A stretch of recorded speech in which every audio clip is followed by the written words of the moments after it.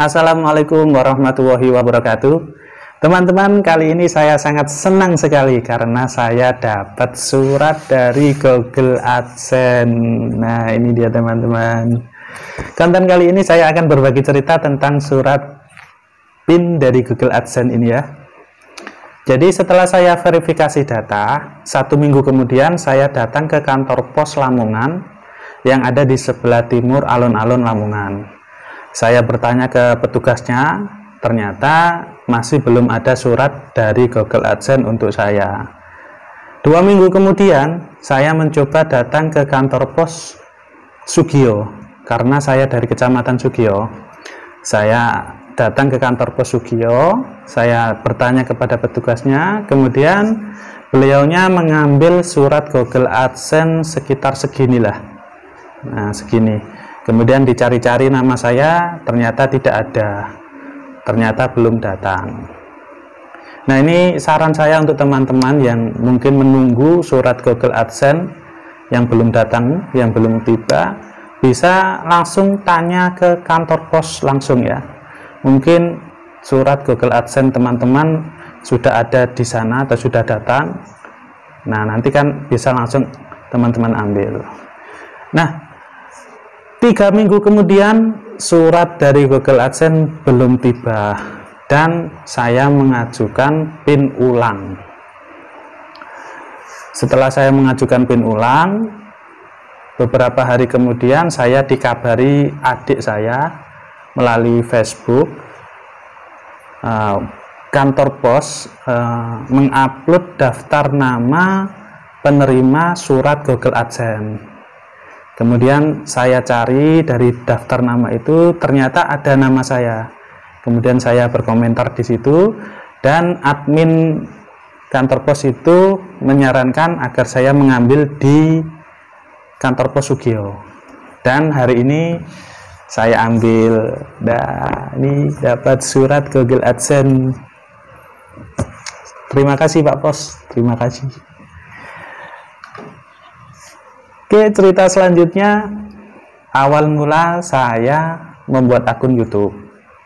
Jadi pada saat itu saya suka melihat YouTube,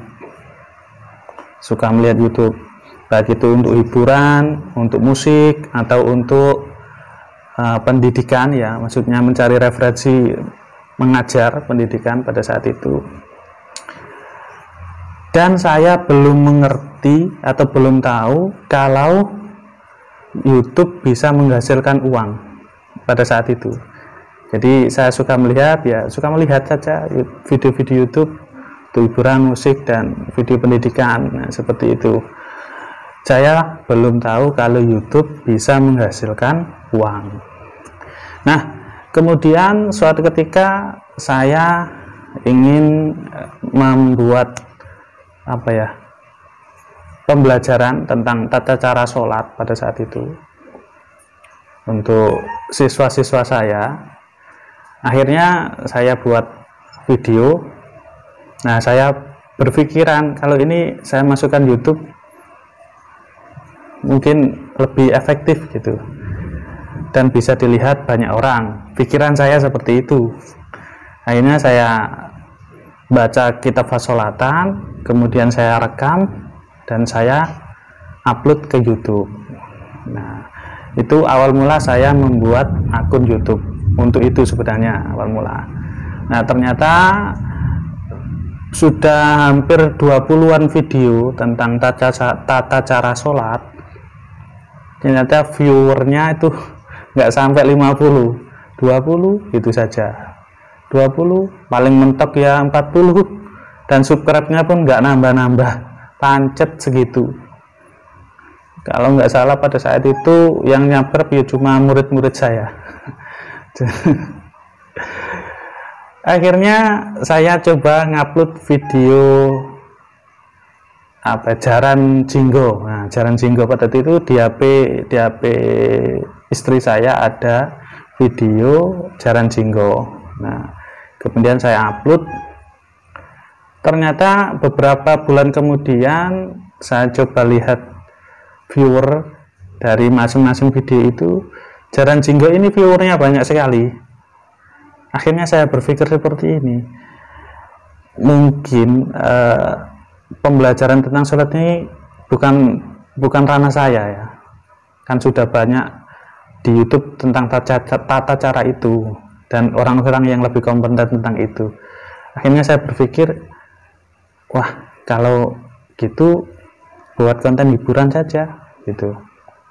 Akhirnya video tata cara sholat itu saya hapus, cuma saya tinggal beberapa gitu, 2 video atau 3 video gitu. Ini saya hapus. Kemudian setiap ada pentas seni reog atau orang yang nanggap reog, coba saya rekam kemudian saya upload. Ternyata viewernya juga banyak.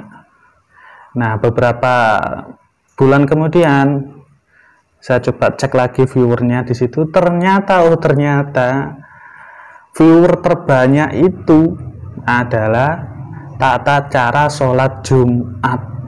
Nah, dari sini kemudian saya berpikir lagi, oh ternyata bukan hanya hiburan yang dicari oleh penonton atau orang-orang, ternyata orang-orang juga mencari ilmu. Nah, karena pada saat itu viewernya sholat Jumat itu terbanyak ya, kemudian saya berpikir gini, ya maksud saya itu bukan sekedar mengupload untuk dapat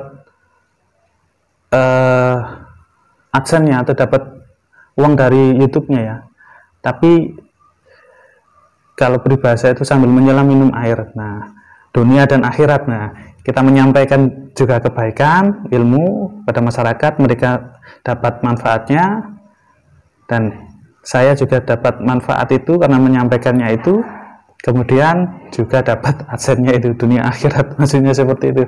Akhirnya kemudian saya mengupload tentang tata cara sholat yang lainnya, tata sholat mayit dan lain sebagainya pada saat itu. Nah, kemudian saya mulai serius di YouTube ini.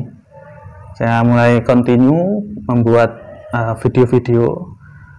Pada saat itu video tentang anak masih diperdebatkan ya, belum dilarang, belum dilarang lah pada saat itu.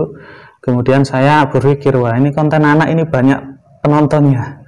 Ya, saya coba untuk merekam anak saya. Kemudian ketika anak saya ini saya ajari atau sedang bermain, itu saya rekam. Nah, ternyata di 2019 itu konten anak tidak dapat iklan, katanya seperti itu. Akhirnya percuma dong kalau saya upload ini kalau nggak dapat iklan, kan seperti itu.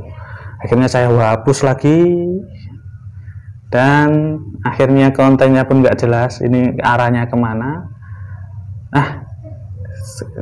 Yang penting saya upload sesuatu yang bermanfaat. Nah, kemudian prinsip saya seperti itu. Akhirnya saya setiap upload video ya paling tidak, kalau itu bukan tentang, kalau itu paling tidak itu tentang pendidikan, tentang agama atau hiburan, informasi. Nah, paling nggak tentang 4 hal itu kemudian saya upload hal-hal seperti itu, dan alhamdulillah responnya baik sekali ya, dan sampai sekarang saya dapat ini surat pindah di Google AdSense ini ya.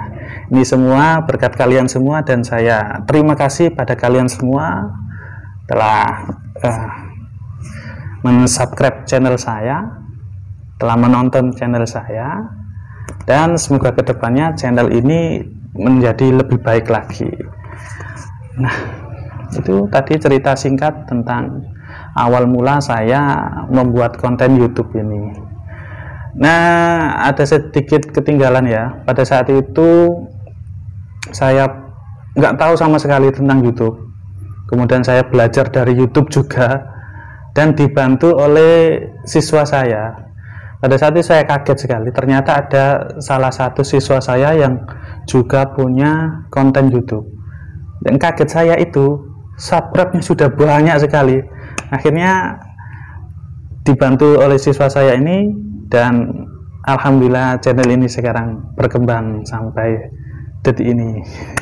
Terima kasih untuk Mbak Nabila Nada, bisa di subscribe ini ya, channelnya Mbak Nabila Nada ini. Nah, ini murid saya yang membantu saya ini.